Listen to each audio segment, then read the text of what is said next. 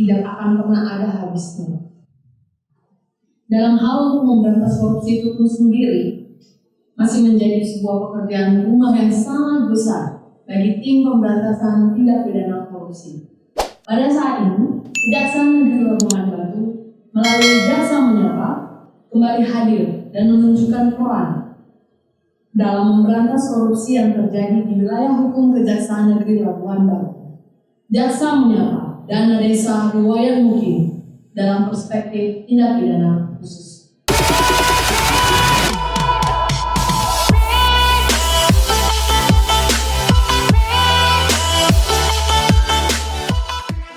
Pada kesempatan yang berbahagia ini telah hadir bersama kita dua orang narasumber yang berasal dari bidang tindak pidana khusus Kejaksaan Negeri Labuhan Batu.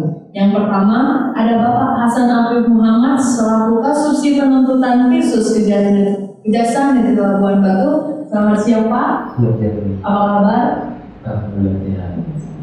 Yang kedua yaitu Pak Septian Tarigan selaku Kasusi Upaya Hukum Luar Biasa bidang tindak pidana khusus Kejaksaan Negeri Labuhan Batu. Selamat siang Pak Septian.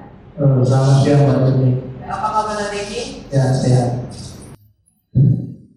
Baik, pada kesempatan yang berbahagia ini juga kita membahas tentang tindak pidana korupsi, yang mana ini merupakan salah satu perkara yang sangat dominan ditangani oleh tim pidana khusus.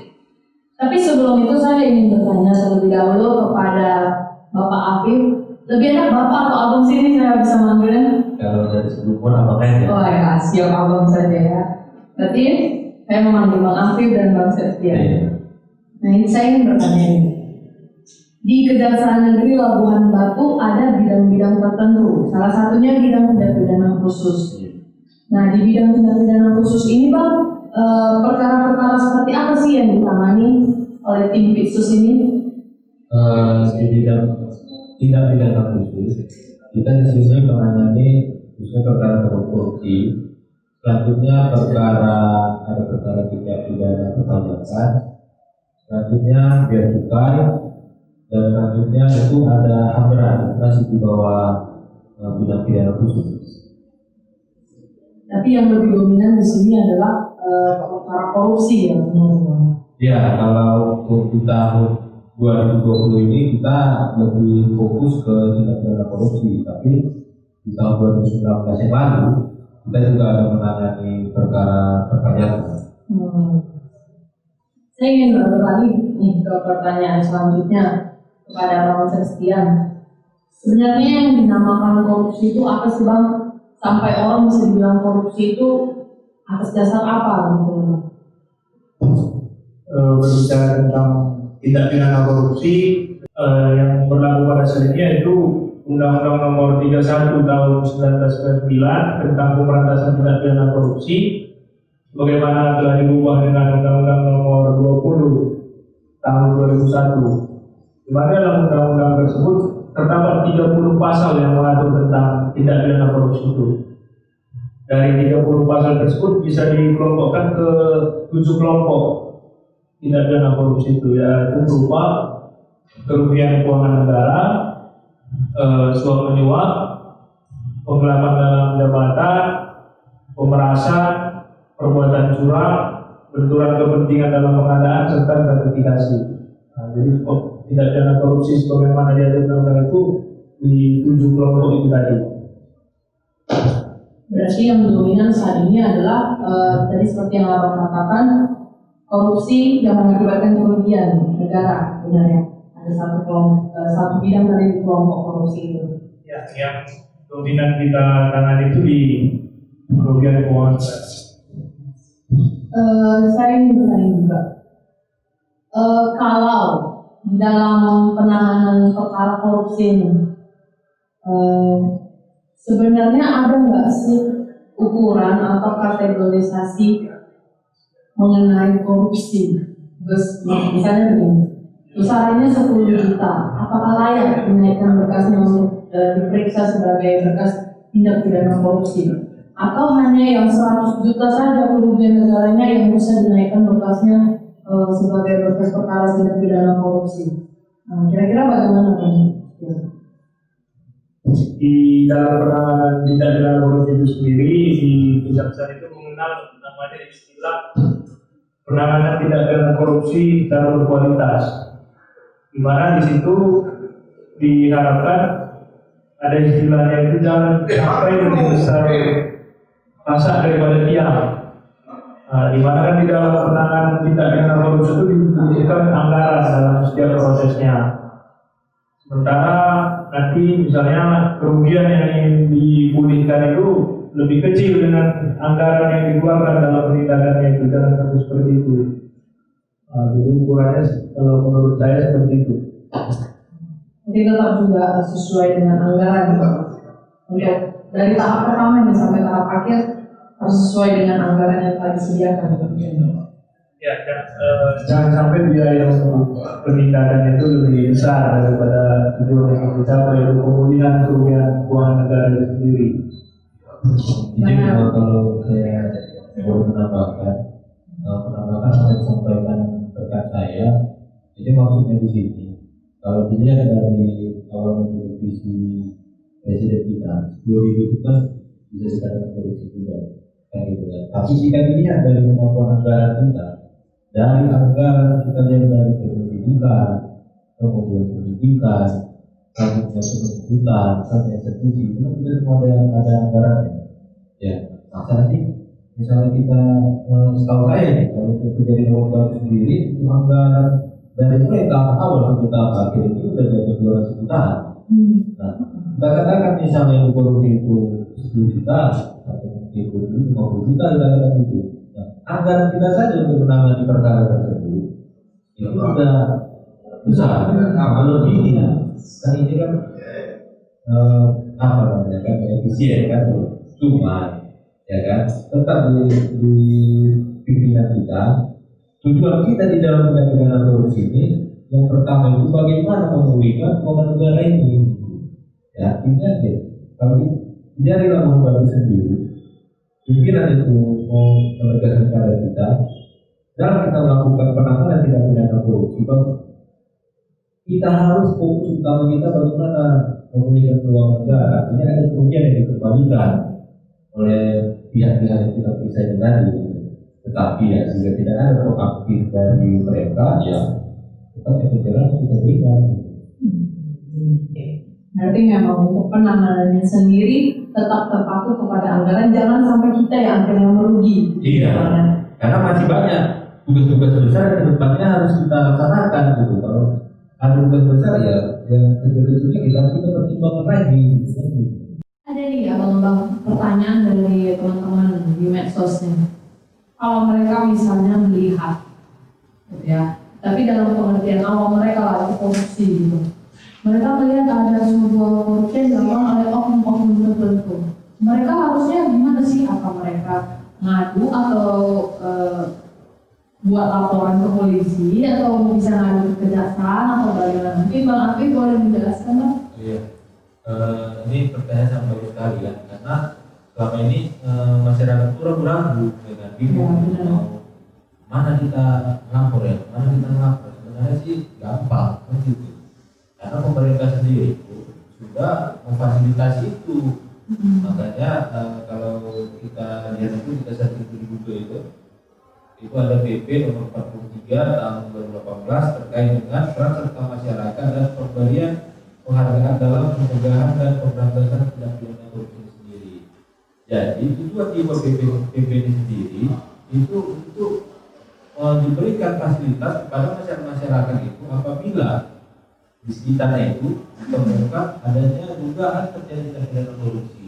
Nah, salah satunya cara masyarakat untuk bisa melaporkan adanya tindak pidana korupsi ini seperti yang pertama dia harus memberikan identitasnya, yang kedua menguraikan fakta-fakta apa sehingga dia katakan itu adanya dugaan tindak pidana korupsi kan gitu. Jadi dari fakta-fakta itulah nanti kita penyelidik atau penyelidikan saya katakan di sini melihat kita telah lagi ya kan, apakah ini ada kuat indikasi juga terjadi tindak pidana korupsi ini atau tidak, kan kita ada proses-prosesnya lagi di internal kita. Berarti sebegitu ada laporan masuk ke Kejaksaan Negeri, kemudian langsung istilahnya tadi ditelaah ya Bang? Iya, ditelaah. Berarti masyarakat memang mempunyai peran untuk mengadukan atau membuat laporan itu ya. Justru kita sendiri sangat berterima kasih dengan masyarakat Labuan Batu ini, karena kalau tidak ada kepedulian dari masyarakat Labuan Batu sendiri ini, kita juga tidak tahu adanya korupsi di Labuan Batu ini ya. Kita termasuk juga atas peran masyarakat ini tadi, makanya justru Labuan Batu bisa sukses. Kalau masyarakat tidak mau tahu, ya kita sendiri yang mencari, kita terbatas. Dari segi SDM kita juga terbatas, makanya butuh juga kita kerja sama masyarakat, khususnya di Labuan Batu ini, dalam pengaduan tindak pidana korupsi itu sendiri. Jadi memang dalam menunjang tugas tim Piksus ini pun peran masyarakat boleh mengambil bagian ya, seperti yang dikatakan Bang Afif tadi. Dan untuk selanjutnya Bang, saya juga ingin tanya, bagaimana sih sebenarnya tim Piksus ini di Kejaksaan Negeri Labuan Batu ini menangani sebuah tindak pidana korupsi ini? Saya lihat sebenarnya muka abang-abangnya agak tegang. Gimana kalau kita ngopi dulu Bang? Di depan kita ini udah tersedia kopi dari Taksa. Boleh dicicipi ya Bang Afif, Bang Septian? Iya, makasih.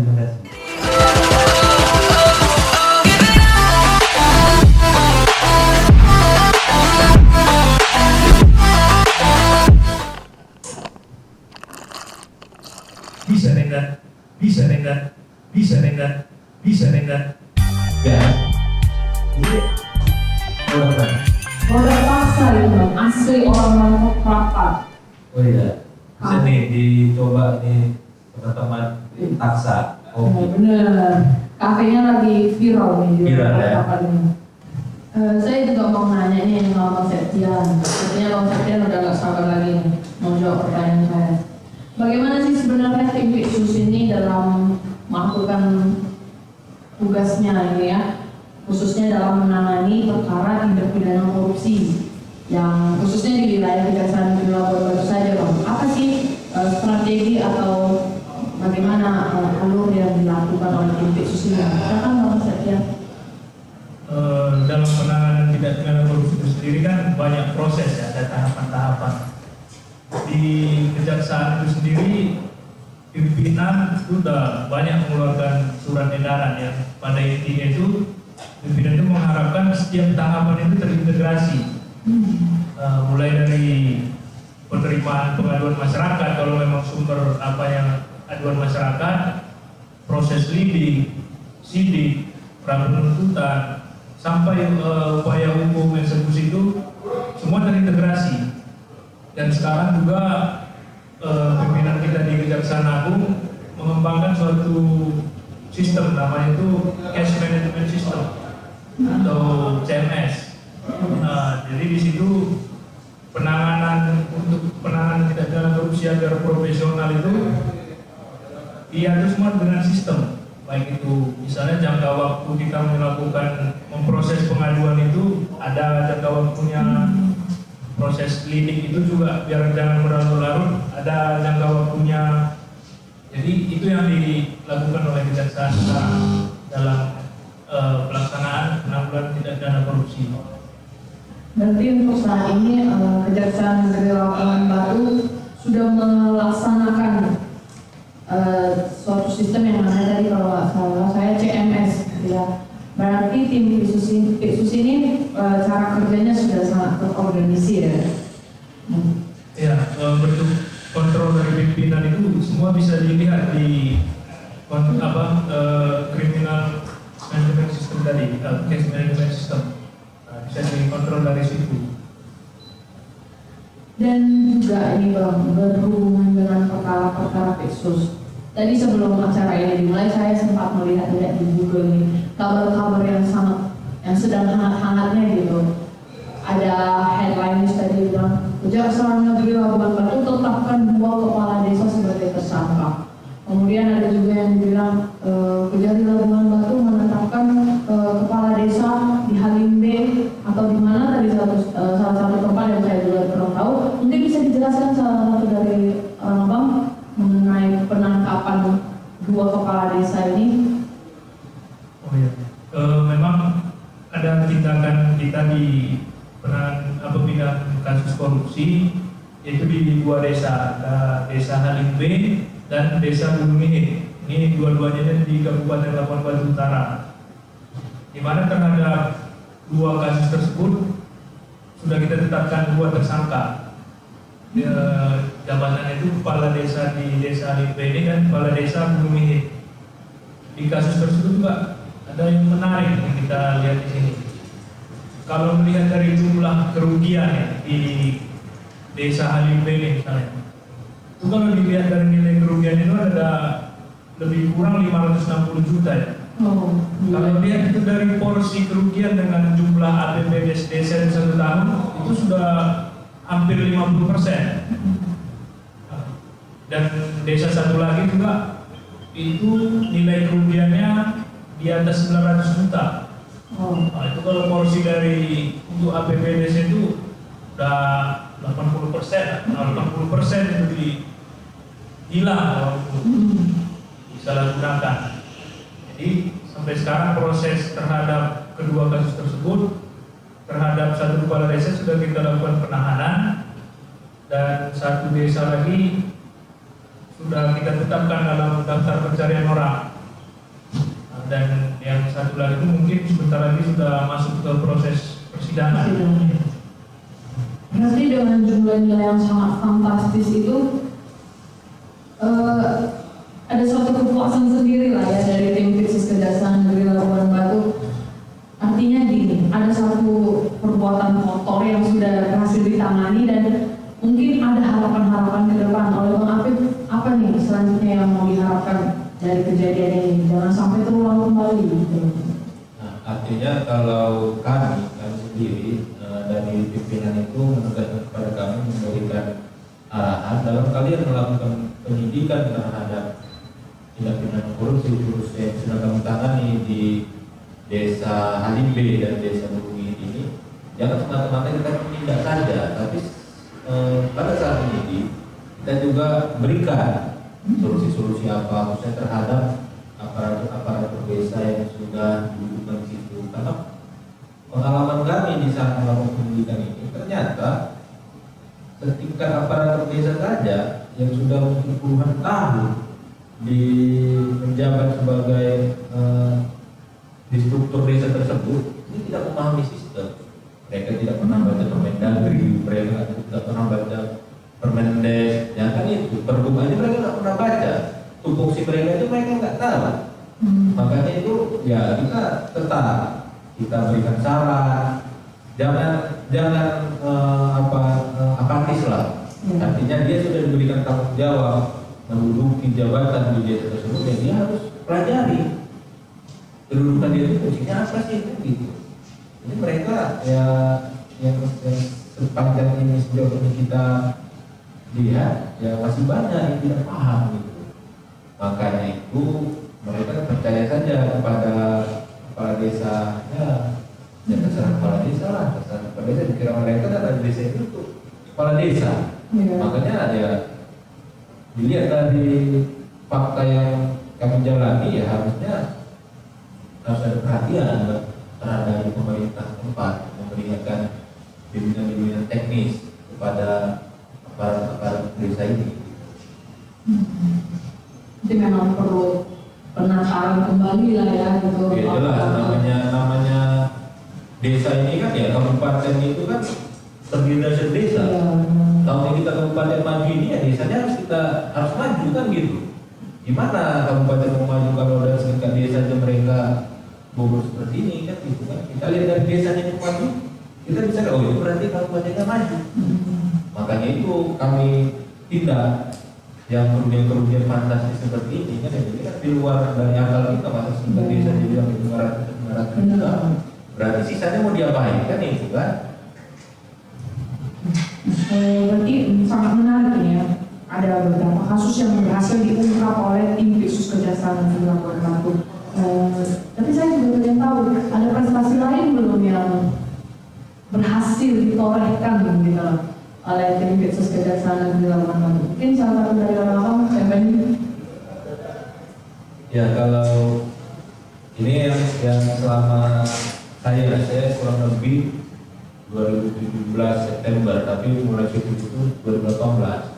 Dan kita menangani perkara tindak pidana korupsi semasa kepemimpinan Pak Kasih itu juga, itu kita sudah melakukan pemulihan keuangan negara itu kisaran 2 sampai dengan 3 miliar sampai saat ini. Ya artinya prinsip Pak Kasih dalam melakukan kegiatan penyelidikan maupun penyidikan gitu, upayakan harus ada kembali kerugian negara. Itulah yang ditekankan kepada kita penyidik ini, jasa penyidik. Gitu. Jadi ya kalau yang sudah kita jalani ya kurang kita 2-3 miliar itu. Sangat besar ya dalam kurun waktu 2 tahun berarti ya? Iya itu hasil dari produk kita sendiri, produk kejaksaan di Labuan Batu. Produk asli kejaksaan di Labuan Batu. Mungkin saya akan beralih ke Bang Septian. Kalau misalnya tindak pidana khusus ini, di bidang khusus ini, ada kejaksaan di Labuan Batu kan dimulai dari adanya penindakan. Itu lebih ke upaya represi. Ada tidak upaya yang dilakukan, upaya preventif yang dilakukan untuk mencegah pemberantasan tindak pidana korupsi, khususnya ya ini di wilayah kita, di wilayah Labuan Batu ini, ada belum yang dilakukan oleh tim khusus? Jadi di proses penindakan yang sudah kita lakukan ini kan sebenarnya kalau dilihat dari perspektif lain bisa juga untuk pencegahan bagi kasus-kasus yang di tempat lain seperti itu.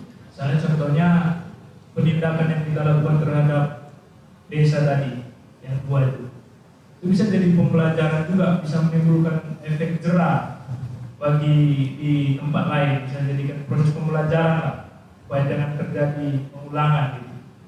Kalau bicara dalam proses pencegahan, tim intelijen di Kejaksaan Negeri Labuan Batu juga sering melibatkan bidang tindak pidana khusus dalam hal pemberian penyuluhan, bimbingan teknis bagi aparatur daerah dalam pelaksanaan kegiatannya masing-masing. Tahun ini juga termasuk kami lah pernah juga sebagai narasumber di acara-acara bimbingan teknis seperti itu. Saya rasa kan pencegahan. Ada lagi, kita juga aktif untuk berkoordinasi dengan inspektorat. Karena kita ada 2 wilayah hukum di Kabupaten Labuan Batu dan Labuan Batu Utara. Kita sering berkoordinasi dengan inspektorat dari 2 kabupaten tersebut. Kalau untuk pencegahan, saya rasa itulah ya. Berarti tetap ada koordinasi dengan instansi lain gitu. Dan sebelum kita mengakhiri acara ini, harapannya ke depan apa untuk pengembangan khusus khususnya di wilayah Kejaksaan Negeri Labuan Batu ini untuk menghadirkan khusus yang berkualitas? Apa ini mungkin sudah terpikirkan cara-caranya atau apa yang harus diperbaiki ke depannya, dan masing-masing abang-abang boleh diutarakan pendapatnya ini bagaimana harusnya khusus ke depan, bagaimana penindakannya, mungkin Bang Afif? Ya kalau saya pribadi dan kami juga sering kami bicarakan di tim itu, ya kalau memang saat ini untuk Kejaksaan Labuan Batu ini sudah baik, artinya tidak ada yang dikurangi, tapi perlu penambahan. Nah penambahan seperti ini sudah dibicarakan bagaimana untuk mempermudah masyarakat melaporkan ada dugaan terjadi tindak pidana korupsi di sekitar mereka. Kalau laporannya itu ya langsung nanti ke pimpinan, kan gitu, langsung ketemu pimpinan ya. Itu kan sekarang banyak platform bisa kita buatkan, bisa dari Android, bisa dari apa namanya itu iPhone, kan gitu kan. Makanya ya perlu peningkatan aja sih sebenarnya, peningkatan supaya masyarakat itu ya tidak perlu datang ke sini atau tidak perlu dari Begitu saat mereka menemukan tindak pidana korupsi, contohnya, ya kan, terjadinya pemotongan, misalnya itu, juga kan, terjadi pemotongan, mereka foto, mereka tuntut kita, kan gitu. Mereka minta kita bisa cepat ke sana, kan gitu kan. Nah, jadi itu yang kami harapkan ke depannya cepat, kan gitu. Sampai tindak pidana korupsi kok bisa cepat, artinya jangan sampai kerugian negara ini makin lama makin besar. Kalau bisa kita lakukan langsung ada tindakan di situ kan lebih gampang, lebih mudah kan. Nah itulah harapan kita ke depannya, yang kemudian ya kerjasama ini tadi itu tidak bisa sendiri. Itu harus butuh kerjasama dari bidang lain, porsinya ada seperti intelijen. Nah ini juga kita sudah bagus, ya kan, karena juga intelijen selalu support kita. Apapun kegiatan di sini selalu disupport sama intelijen, sehingga kita mudah. Sebelum kita masuk ke dalamnya, bidang intelijen sudah lebih dulu. Jadi kita tahu apa yang mau kita cari di lokasi itu sudah diinfokan sama bidang intelijen. Jadi saya ke depannya ya berharap ini tetap dipertahankan. Ya saling mendukung lah. Jadi itu kan saling mendukung. Mungkin ada yang mau Bang Setia tambahkan mengenai pendapatnya? Kalau bicara harapan ya kita juga mengharapkan dari dukungan dari masyarakat dalam hal kita melakukan penindakan terhadap tindak pidana korupsi ini, katanya musuh bersama ya. Dan juga pengawasan dari masyarakat lah, bagaimana biar kami juga dalam melaksanakan tugas ini, karena ada juga godaan-godaan. Nah, jadi kami harapkan juga pengawasan dari masyarakat lah terhadap dalam kami melaksanakan tugas. Nah, seperti itu. Berarti memang pada intinya untuk memberantas musuh kita bersama ini butuh dukungan bukan hanya di dalam intern kita kejaksaan saja, tetapi butuh dukungan dari masyarakat luar sebagai pihak ekstern. Dan pada saat ini juga sampai saat ini memang dukungan masyarakat sangat diperlukan untuk kinerja setiap aparatur penegak hukum. Dan oleh sebab itu, mari kita jaga daerah, jaga Indonesia dengan berperan aktif dan dengan berperan partisipatif setiap hari, tetap menjaga untuk keutuhan Indonesia. Demikian acara untuk siang hari ini. Kami berterima kasih khususnya kepada Bapak Kajari Labuhan Batu, Bapak Kumaini SH, kepada juga tim kreator Jaksa Menyapa yang saat ini dikoordinatori oleh Bapak Kasih Intel, Bapak Syahrul Hasibuan, dan terima kasih juga untuk supportnya kepada Taksa Kopi yang telah menyediakan minuman yang boleh bersedia mensponsori kami pada siang menjelang sore hari ini. Akhir kata saya mengucapkan terima kasih, mohon maaf kalau ada kesalahan, salam sehat untuk kita semua.